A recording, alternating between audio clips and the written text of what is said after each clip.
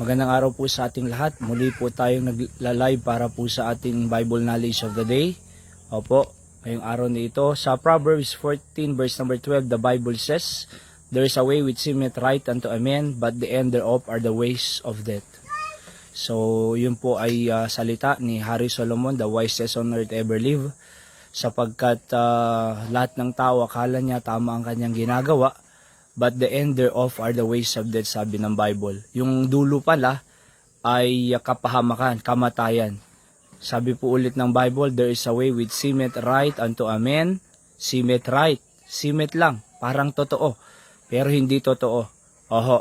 But the end thereof are the ways of death. Para hindi po tayo magkamali sa ating pong mga iniisip, kinakailangan konsultahin po natin ang salita ng Diyos na maging base po natin sa mga decision making po natin para po sa ating pamilya. Sapagkat sa atin akala natin tama, alright? Tama, pero hindi pala tama.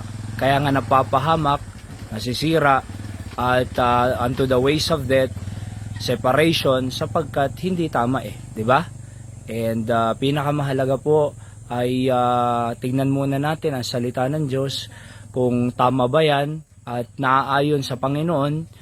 At makikita natin di ba, na ito pala ay ang tama. Hindi ito ang tama, kundi ito yung dapat nating gagawin na tama. Sapagkat hindi lahat ng iniisip natin, sabi nga, ay seemeth right lang. Pero yung dulo pala niyan, kamatayan. Okay? So, kaya napakahalaga po tayo manalangin, magbasa ng Biblia, upang sa ganun ay talagang right ang ating pong mga didesisyonan para sa ating pamilya at para maayos ang ating pamilya at para maayos ang ating pong relasyon sa bawat isa, lalong-lalo na sa ating Panginoon. Ang mundong ito, napakarami pong devices, napakarami pong distraction at napakaraming compromise, alright, compromising situation. Pero para hindi po tayo makompromise, kinakailangan pong natin ang salita ng Diyos, mga kapatid. Okay?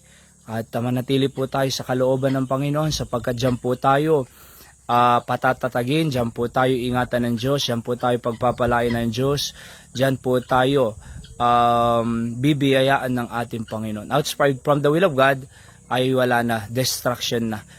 Pero inside the will of God ay sigurado na protected po tayo. Sa mga nangyayari po sa paligid natin, Senado, at sa Kongreso, saan man yan, kinakailangan po natin manatili sa salita ng Diyos sapagkat napakagulo ng mundo.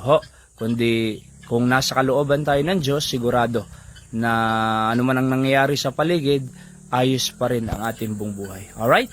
So yan po ang ating Bible Knowledge of the Day sa araw na ito. God bless po.